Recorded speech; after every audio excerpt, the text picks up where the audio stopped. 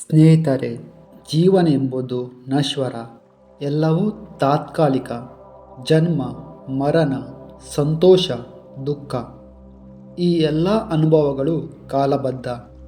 ಆದರೆ ನಾವು ಇದನ್ನು ಅರ್ಥ ಮಾಡಿಕೊಳ್ಳಲು ವಿಫಲವಾಗುತ್ತೇವೆ. ನೋವಿನಲ್ಲಿ ಮುಳುಗುತ್ತೇವೆ, ನಷ್ಟದ ಭಾರದಲ್ಲಿ ಒದ್ದಾಡುತ್ತೇವೆ.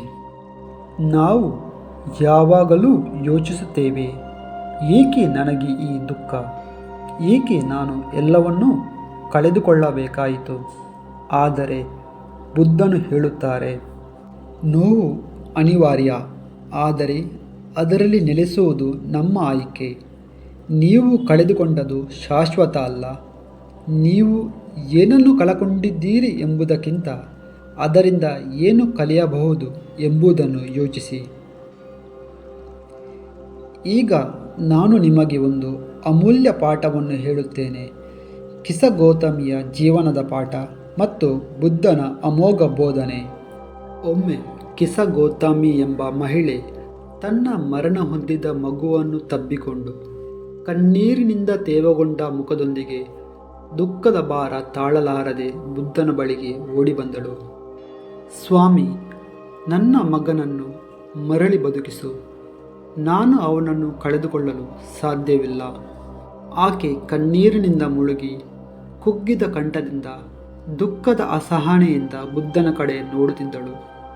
ಒಂದು ಚಿಕ್ಕ ಆಶಾಕಿರಣದ ನಿರೀಕ್ಷೆಯಲ್ಲಿ ಒಂದು ಚಮತ್ಕಾರವಾದರೂ ಸಂಭವಿಸಬಹುದೇ ಎಂಬ ಭಾವನೆಯೊಂದಿಗೆ. ಬುದ್ಧನು ಆಕೆಯ ಮುಖದ ನೋವನ್ನು ಗಮನಿಸಿ ನಿಧಾನವಾಗಿ ಹೇಳಿದರು, ನಾನು ನಿನ್ನ ಮಗನಿಗೆ ಚಿಕಿತ್ಸೆ ಕೊಡಬಲ್ಲೆ, ಆದರೆ ನೀನು ಒಂದು ಸಾಸಿವೆ ಬೀಜವನ್ನು ತಂದುಕೊಡಬೇಕು. ಆದರೆ ಅದು ಆ ಮನೆಯಿಂದ ಆಗಿರಬೇಕು, ಅಲ್ಲಿ ಯಾರೂ ತಮ್ಮ ಕುಟುಂಬದ ಸದಸ್ಯರನ್ನು ಕಳೆದುಕೊಂಡಿರಬಾರದು. ಕಿಸ ಗೌತಮಿ ತಕ್ಷಣವೇ ಆವೇಶದಿಂದ ಮನೆಯಿಂದ ಮನೆಗೆ ಓಡಿದಳು. ನೋವಿನ ಭಾರದಲ್ಲಿ ಕುಗ್ಗಿದ್ದರೂ ಒಂದು ಚಿಕ್ಕ ನಂಬಿಕೆಯಿಂದ ಒಂದು ಚಮತ್ಕಾರವಾಗಬಹುದೇ ಎಂಬ ನಿರೀಕ್ಷೆಯಲ್ಲಿ ಆಕೆ ಪ್ರತಿಯೊಬ್ಬರ ಬಾಗಿಲು ತಟ್ಟಿದಳು. ಎಲ್ಲರೂ ಆಕೆಯ ನೋವನ್ನು ಅರಿತು ಸಹಾಯ ಮಾಡಲು ಮುಂದೆ ಬಂದರು. ಆದರೆ ನಮ್ಮ ಮನೆಯವರು ಈ ಜಗತ್ತನ್ನು ತೊರೆದಿದ್ದಾರೆ. ಒಂದು ಮನೆ, ಎರಡು ಮನೆ, ಎಲ್ಲಿಂದಲೂ ಒಂದೇ ಉತ್ತರ. ಅವಳು ಎಷ್ಟೇ ಓಡಿದರೂ, ಎಷ್ಟೇ ಮನೆ ತಟ್ಟಿದರೂ ಯಾವುದೂ ಒಂದು ಮನೆ ಈ ನೋವನ್ನು ಅನುಭವಿಸಿಲ್ಲ ಎಂದು ಕಂಡುಹಿಡಿಯಲು ಸಾಧ್ಯವಾಗಲಿಲ್ಲ. ಅಂತೂ ಕಿಸ ಗೌತಮಿ ಬುದ್ಧನ ಮಾತಿನ ಅರ್ಥವನ್ನು ಆಳವಾಗಿ, ನಿಧಾನವಾಗಿ ಅರ್ಥ ಮಾಡಿಕೊಳ್ಳಲು ಪ್ರಾರಂಭಿಸಿದಳು.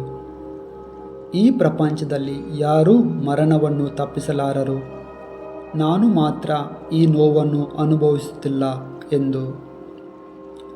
ಅವಳು ಮನೆ ಮನೆಗೆ ತಟ್ಟಿದ ಪ್ರತಿಯೊಬ್ಬರೂ ಇದೇ ಪಾಠವನ್ನು ಕಲಿಸಿಕೊಟ್ಟಂತೆ ಎಲ್ಲರಿಗೂ ಈ ನೋವು ಪರಿಚಿತ, ಕೇವಲ ಆಕೆ ಮಾತ್ರ ಅಲ್ಲ. ನಿಜವನ್ನು ಅರಿತು ಆಕೆ ಮತ್ತೆ ಬುದ್ಧನ ಬಳಿಗೆ ಮರಳಿದಳು. ಆದರೆ ಈಗ ಆಕೆಯ ಮನಸ್ಸಿನಲ್ಲಿ ಹಿಂದಿನಂತೆ ಪ್ರಲಾಪವಿರಲಿಲ್ಲ, ಕಣ್ಣೀರಿಲ್ಲ, ಕೇವಲ ಒಬ್ಬ ಶಿಷ್ಯೆಯ ಶಾಂತತೆ ಇತ್ತು. ಆಕೆ ಸಂತಳಾಗಿ, ಸನ್ಯಾಸಿನಿಯಾಗಿ ನಿರ್ವಾಣದ ದಾರಿಯನ್ನು ಅನುಸರಿಸಲು ತೀರ್ಮಾನಿಸಿದಳು. ಬುದ್ಧನು ನಮಗೆ ಈ ಅಮೂಲ್ಯ ಉಪದೇಶಗಳನ್ನು ನೀಡಿದ್ದಾರೆ. ಎಲ್ಲವೂ ತಾತ್ಕಾಲಿಕ.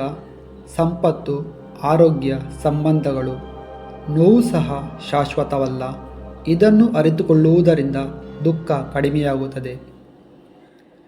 ಯಾವುದನ್ನಾದರೂ ಕಳೆದುಕೊಂಡರೆ ಅದು ಅಂತ್ಯವಲ್ಲ, ಅದು ಹೊಸ ಆರಂಭವೂ ಆಗಬಹುದು. ನಿಜವಾದ ಸಂತೋಷವು ವಸ್ತುಗಳಲ್ಲ, ಜನರಲ್ಲ, ಮನೆಯಲ್ಲಿ ಅಥವಾ ಹಣದಲ್ಲ. ಅದು ಒಳಗಿನ ಜ್ಞಾನ ಮತ್ತು ಆತ್ಮಚೇತನೆಯಿಂದ ಬರುತ್ತದೆ. ತೀವ್ರ ನೋವು ಅಥವಾ ಅತಿಯಾದ ಆನಂದ ಎರಡನ್ನೂ ತೊರೆದು ಸಮತೋಲನಯುಕ್ತ ಜೀವನವನ್ನು ನಡೆಸಬೇಕು. ನೀವು ಜೀವನದಲ್ಲಿ ಎಲ್ಲವನ್ನೂ ಕಳೆದುಕೊಂಡು ನೊಂದುಕೊಂಡಿದ್ದರೆ ಬುದ್ಧನ ಸನ್ನಿವೇಶವನ್ನು ನೆನಪಿಡಿ. ಯಾವುದನ್ನು ಸ್ವೀಕರಿಸಬೇಕೋ ಅದನ್ನು ಸ್ವೀಕರಿಸು. ಕಳೆದು ಹೋದುದನ್ನು ಬಿಟ್ಟುಬಿಡು ಮತ್ತು ಮುಂದಿನ ಜೀವನದ ಮೇಲೆ ನಂಬಿಕೆ ಇಡು. ನೋವು ಜೀವನದ ಭಾಗವೇ, ಆದರೆ ಜ್ಞಾನ ಮತ್ತು ಕರುಣೆಯೊಂದಿಗೆ ನಾವು ಪುನಃ ಶಾಂತಿಯನ್ನು ಕಂಡುಕೊಳ್ಳಬಹುದು.